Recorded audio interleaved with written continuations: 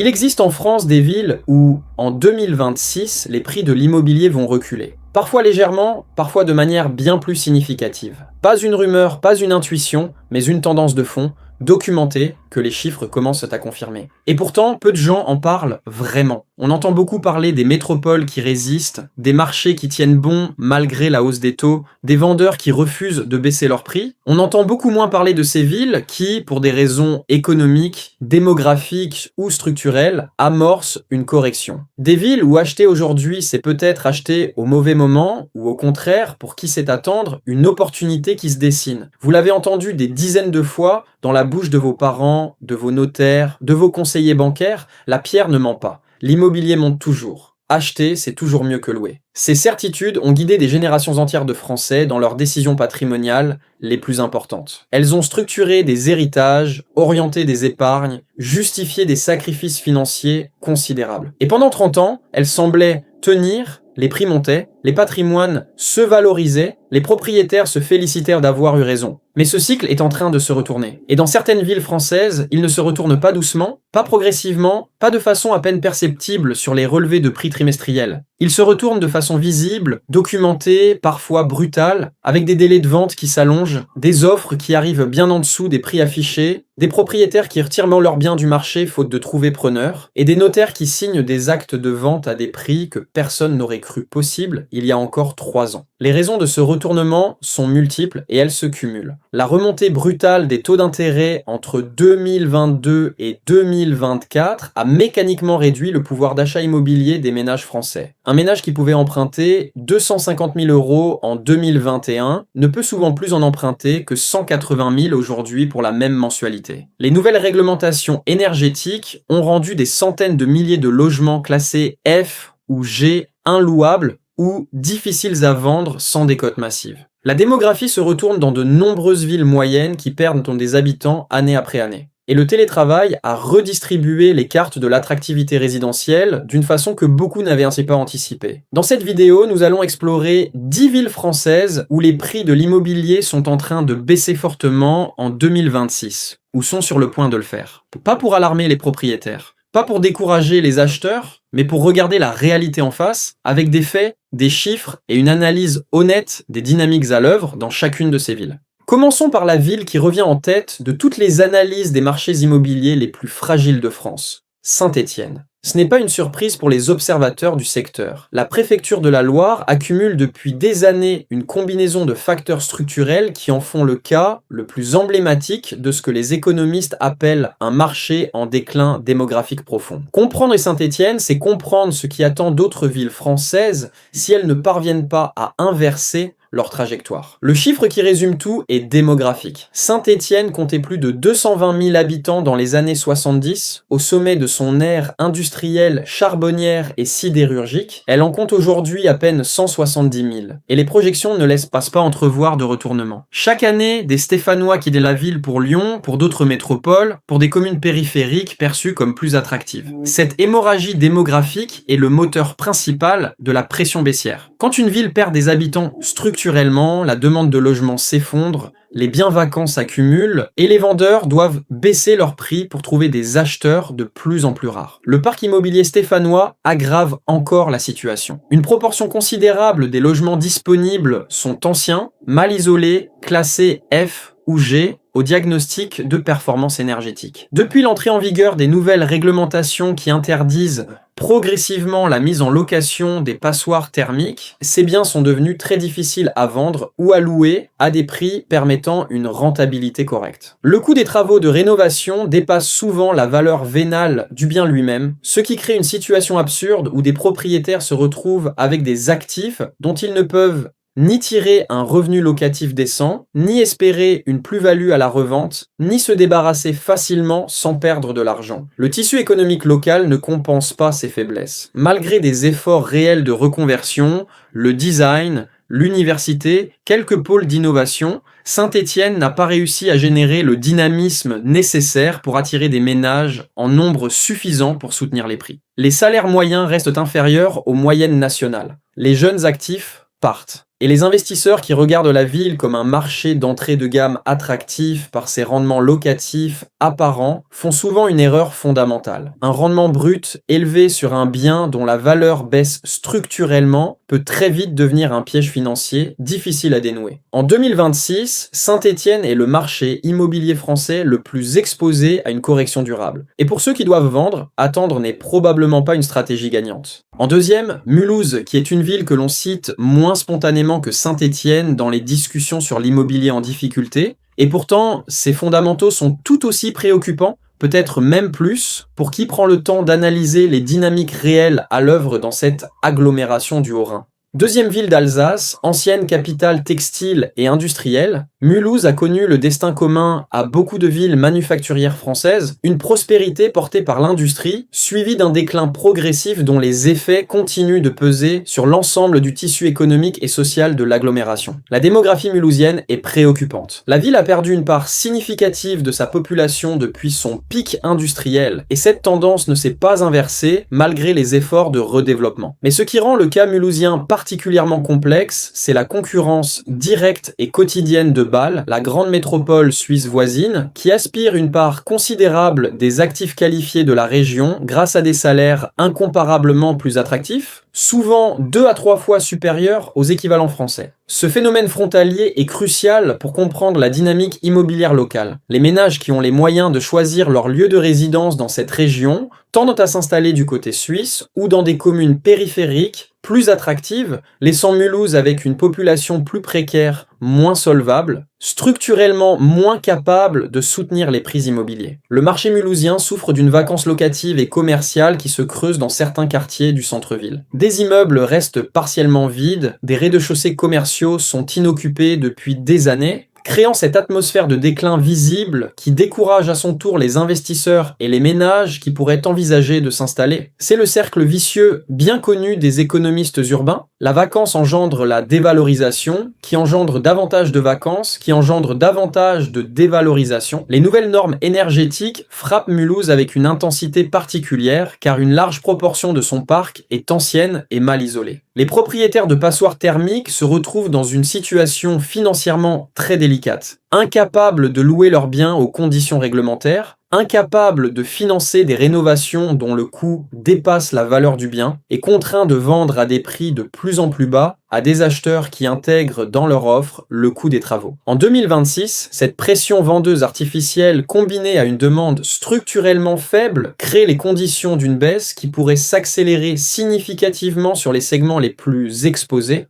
Limoges incarne un type de fragilité immobilière plus insidieux que celui de Saint-Étienne ou Mulhouse, moins spectaculaire, plus lent, plus difficile à percevoir au quotidien, et c'est précisément pour cette raison que beaucoup de propriétaires limougeaux n'en ont pas encore pris la pleine mesure. La préfecture de la Haute-Vienne est une ville moyenne française qui cumule les atouts apparents, qualité de vie réelle, coût de la vie accessible, patrimoine indéniable et des faiblesses structurelles qui pèsent lourdement sur son attractivité économique et démographique à long terme. La démographie limougeaude stagne depuis des décennies. La ville peine à renouveler sa population, à attirer des ménages en âge d'acheter et surtout à retenir ces jeunes diplômés qui partent massivement vers Bordeaux, Paris ou Lyon dès qu'ils en ont l'opportunité. Ce départ des jeunes actifs est le symptôme d'un problème de fond partagé par beaucoup de villes moyennes françaises éloignées des grandes métropoles. Un marché du travail local insuffisamment dynamique, une offre culturelle perçue comme limitée par une jeunesse mobile et connectée,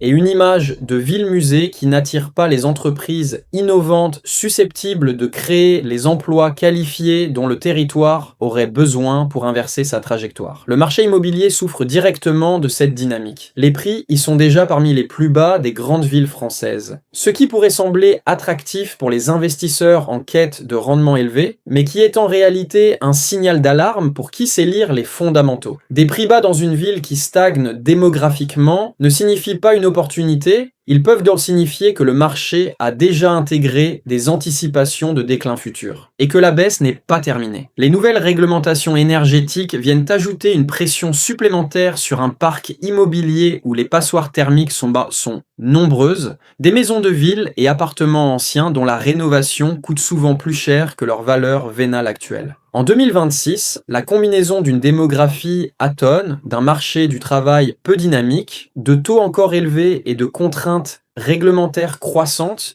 dessine pour Limoges un scénario immobilier préoccupant dont les propriétaires ayant acheté ces dernières années commencent seulement à mesurer les conséquences concrètes. Clermont-Ferrand est un cas plus nuancé que les précédents, une ville qui dispose de vrais atouts, d'une université solide, d'un tissu économique relativement diversifié, d'une centralité régionale indéniable au cœur de l'Auvergne. Pourtant, en 2026, le marché immobilier clermontois présente des signes de fragilité croissante qui méritent une analyse honnête. Des signes qui ne tiennent pas à une catastrophe soudaine, mais à une accumulation de pressions structurelles qui commencent à peser visiblement sur les prix et sur la liquidité du marché. Le premier facteur de fragilité est bien connu des observateurs locaux, la dépendance historique de l'économie clermontoise à Michelin. Le géant du pneumatique a été pendant des décennies le poumon économique de la ville, le principal employeur, le principal générateur de revenus, le moteur indirect de la demande immobilière. Mais Michelin, comme beaucoup de grands groupes industriels, a engagé des plans de réorganisation qui se traduisent par des suppressions de postes et une réduction progressive de son empreinte locale. Chaque annonce de restructuration chez Michelin se traduit mécaniquement par une pression baissière sur le marché immobilier. Moins d'acheteurs potentiels, moins de cadres mutés cherchant à se loger, moins de revenus disponibles pour soutenir les prix. Le deuxième facteur est la concurrence croissante de Lyon, accessible en moins de 2 heures, et qui continue d'exercer une attractivité considérable sur les ménages qualifiés de la région. L'amélioration des liaisons ferroviaires entre les deux villes, loin de bénéficier à Clermont comme certains l'espéraient, a en réalité accéléré le phénomène de métropolisation. Les actifs qualifiés partent vers Lyon, et Clermont perd progressivement sa capacité à retenir les profils qui soutiendraient le plus efficacement son marché immobilier. En 2026, les prix immobiliers à Clermont-Ferrand ont amorcé une correction visible, particulièrement sensible dans les appartements anciens du centre-ville et les quartiers périphériques mal desservis. Cette correction pourrait s'accélérer si les restructurations industrielles se poursuivent et si la demande des primo-accédants continue d'être bridée par des conditions de financement restrictives. Clermont n'est pas condamné, mais son marché immobilier entre dans une période d'ajustement dont la durée dépendra largement de sa capacité à diversifier son économie au-delà de Michelin.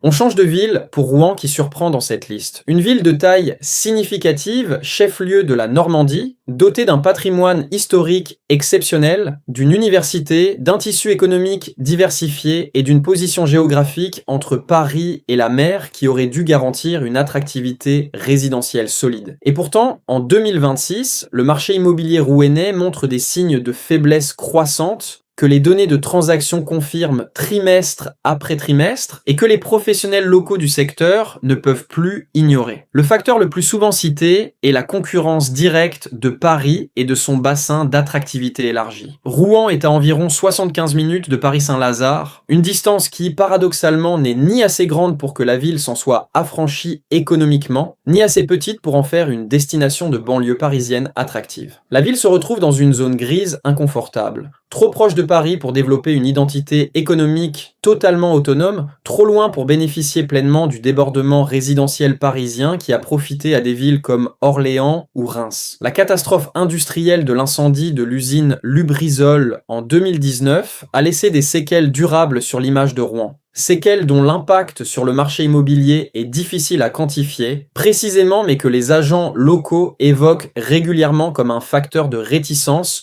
pour certains acheteurs potentiels, notamment les familles avec enfants préoccupées par les questions de qualité de l'air et de risques industriels. Cette image dégradée s'ajoute à une perception de ville en transition difficile entre son passé industriel et portuaire et un avenir économique dont les contours restent flous. En 2026, les prix immobiliers à Rouen ont reculé dans plusieurs segments du marché et les délais de vente se sont allongés significativement. Signe que l'équilibre entre offre et demande s'est déplacé en défaveur des vendeurs. Les appartements anciens énergivores sont particulièrement touchés, avec des décotes importantes par rapport aux estimations réalisées il y a 2 ou 3 ans. Les projections ne laissent pas entrevoir de retournement immédiat dans une ville qui devra d'abord régler ses problèmes d'attractivité économique et d'image avant de voir son marché immobilier se stabiliser durablement. En 6e, Perpignan, une ville dont la fragilité immobilière est souvent sous-estimée, précisément parce que son ensoleillement exceptionnel et son cadre méditerranéen donnent l'impression d'un marché protégé. Comme si la qualité du climat pouvait compenser des fondamentaux économiques et sociaux qui sont pourtant parmi les plus préoccupants de France. Cette confusion entre qualité de vie climatique et solidité économique est l'une des erreurs les plus fréquentes commises par les investisseurs qui regardent Perpignan de loin, attirés par des prix d'entrée bas et des rendements locatifs apparemment attractifs. La réalité économique perpignanaise est sombre, la ville affiche régulièrement l'un des taux de chômage les plus élevés de France métropolitaine, un taux qui dépasse structurellement les moyennes nationales et régionales et qui traduit une économie locale insuffisamment diversifiée, trop dépendante d'un secteur tertiaire peu qualifié et d'une économie saisonnière liée au tourisme. Les revenus moyens des ménages perpignanais sont parmi les plus faibles de France, ce qui limite structurellement la capacité des acheteurs locaux à soutenir les prix immobiliers, même à des niveaux qui paraissent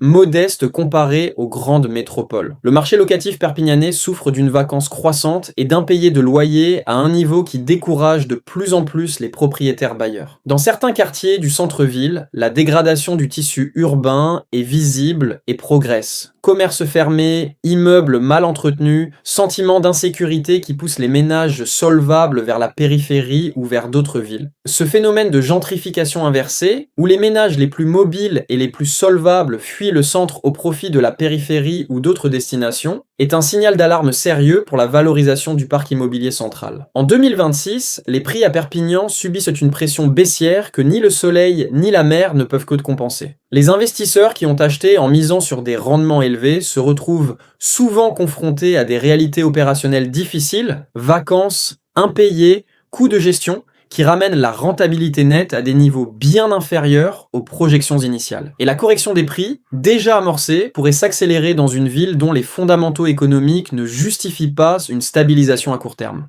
On change de cap avec Nîmes qui partage avec Perpignan plusieurs caractéristiques qui en font un marché immobilier particulièrement vulnérable en 2026, avec cette spécificité supplémentaire d'être une ville dont le potentiel réel a longtemps été surestimé par des investisseurs attirés par son cadre historique exceptionnel, son amphithéâtre romain, son positionnement entre Montpellier et Marseille, et des prix qui semblaient offrir une décote injustifiée par rapport à ses voisines méditerranéennes. Cette décote n'était pas injustifiée. Elle reflétait des réalités économiques et sociales que les chiffres confirment année après année. Nîmes affiche un taux de pauvreté parmi les plus élevés des villes françaises de taille comparable. Son marché du travail est fragile, peu diversifié, insuffisamment ancré dans les secteurs à forte valeur ajoutée, qui génèrent les revenus permettant de soutenir des prix immobiliers élevés. La ville peine à attirer des entreprises et des investisseurs économiques qui créeraient les emplois qualifiés dont elle aurait besoin pour transformer sa trajectoire. Le marché immobilier nîmois souffre d'une dualité croissante entre un centre historique dont la valeur patrimoniale est indéniable mais dont l'entretien est coûteux,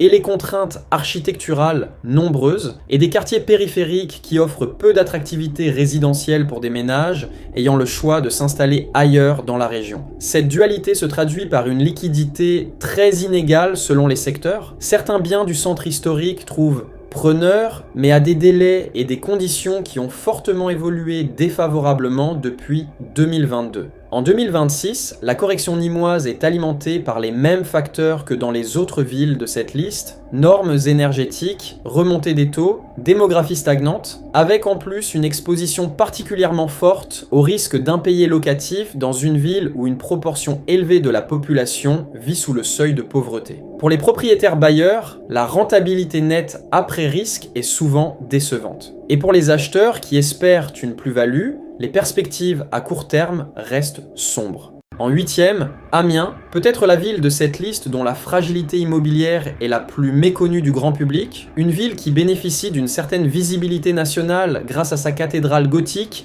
classée au patrimoine mondial de l'UNESCO, à son université et à sa position de chef-lieu de la Somme, mais dont le marché immobilier traverse une période de correction qui pourrait surprendre ceux qui n'ont pas suivi de près l'évolution de ses fondamentaux économiques. Amiens est confronté à un problème structurel que beaucoup de villes du nord de la France connaissent, baisse, une industrie historiquement importante qui s'est progressivement effritée, des pertes d'emplois manufacturiers qui n'ont pas été pleinement compensées par le développement de nouveaux secteurs, et une démographie qui stagne ou recule dans les quartiers les plus anciens de la ville. La fermeture progressive d'usines et de sites industriels dans l'agglomération a laissé des traces durables sur le tissu économique local et sur le pouvoir d'achat des ménages. Deux facteurs directement liés à la capacité du marché immobilier à maintenir ses prix. Le parc immobilier amiénois est vieillissant dans une proportion significative, avec beaucoup de logements anciens qui nécessitent des travaux importants pour être mis aux normes énergétiques actuelles. Cette réalité pèse directement sur les prix dans un contexte où les acheteurs sont de plus en plus informés des coûts de rénovation et les intègrent systématiquement dans leurs offres. Parfois avec des décotes qui déstabilisent les vendeurs qui avaient estimé leurs biens sans tenir compte de ce paramètre. En 2026, Amiens enregistre des baisses de prix dans plusieurs segments de son marché,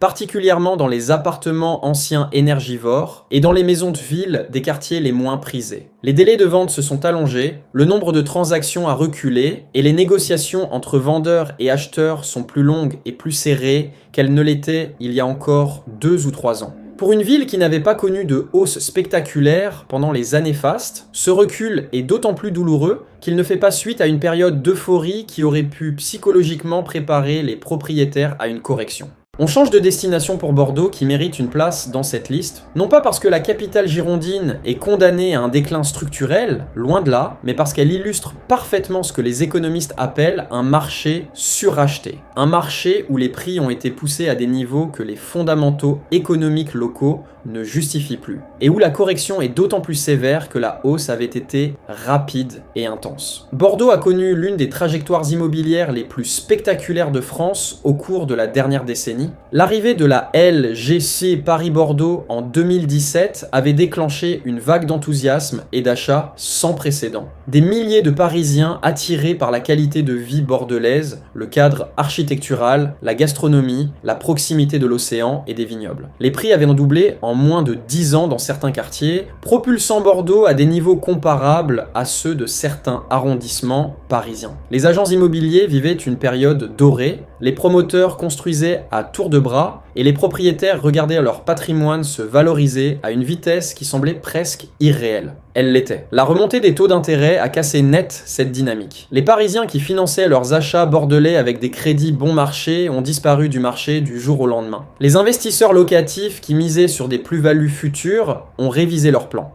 Et le marché s'est retrouvé avec une offre de logement, notamment dans le neuf, considérablement excédentaire par rapport à une demande locale dont le pouvoir d'achat ne permettait pas d'absorber des prix portés par des acheteurs extérieurs. En 2026, Bordeaux enregistre certaines des baisses de prix les plus significatives parmi les grandes villes françaises. La correction est particulièrement marquée dans les programmes neufs des quartiers périphériques développés à la hâte pendant les années fastes, et dans les appartements anciens énergivores du centre historique. Pour les propriétaires qui doivent vendre, la réalité est souvent plus douloureuse qu'anticipée. Pour les acheteurs qui attendaient que les prix reviennent à des niveaux accessibles, une fenêtre commence peut-être à s'entrouvrir, à condition de ne pas supposer que la correction est terminée.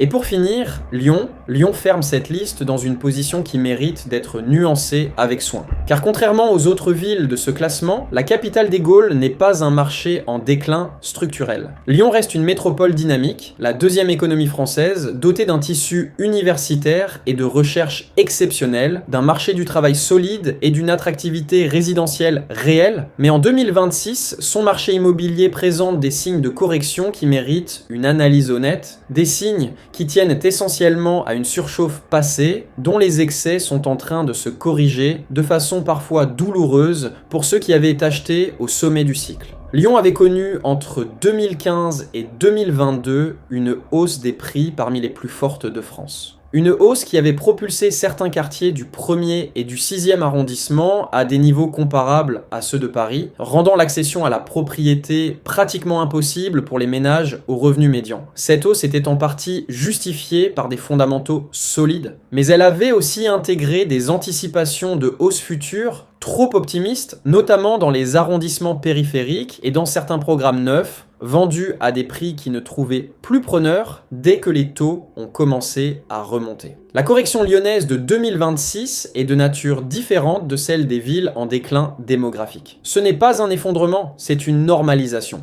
Mais pour les propriétaires qui avaient acheté au sommet entre 2020 et 2022, cette normalisation se traduit concrètement par des moins-values latentes significatives et par des délais de vente qui se sont considérablement allongés. Les primo-accédants restent largement exclus du marché malgré la correction, les prix restant trop élevés par rapport aux revenus disponibles, et les investisseurs locatifs qui avaient misé sur des rendements bruts de 3 à 4% se retrouvent avec des actifs dont la rentabilité nette après charge, fiscalité et travaux de rénovation énergétique est souvent proche de zéro. Un calcul qui pousse certains d'entre eux à vendre, alimentant une offre supplémentaire qui maintient la pression baissière. Lyon n'est pas Saint-Étienne. Son marché se stabilisera probablement avant les autres villes de cette liste parce que ses fondamentaux économiques et démographiques sont réels et durables. Mais à court terme, en 2026, la correction n'est probablement pas terminée. Et ceux qui espèrent que la reprise est imminente pourraient attendre plus longtemps qu'ils ne le pensent.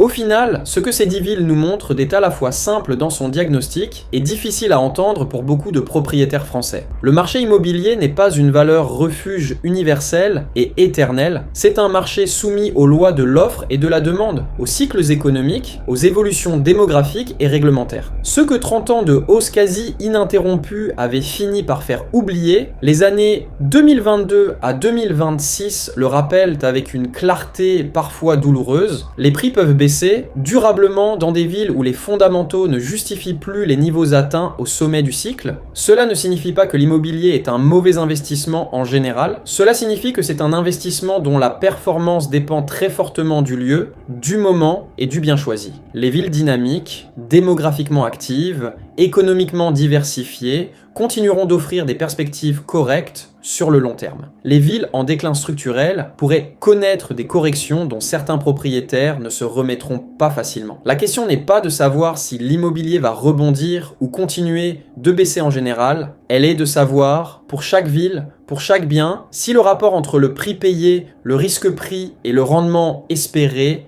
est raisonnable. Et en 2026, dans les villes que nous venons de parcourir, la réponse honnête à cette question est souvent plus prudente que ce que les vendeurs, les agents et les promoteurs voudraient bien vous faire croire. Abonnez-vous pour suivre l'évolution de ces marchés semaine après semaine et dites-nous en commentaire dans quelle ville vous avez investi ou envisagé de le faire.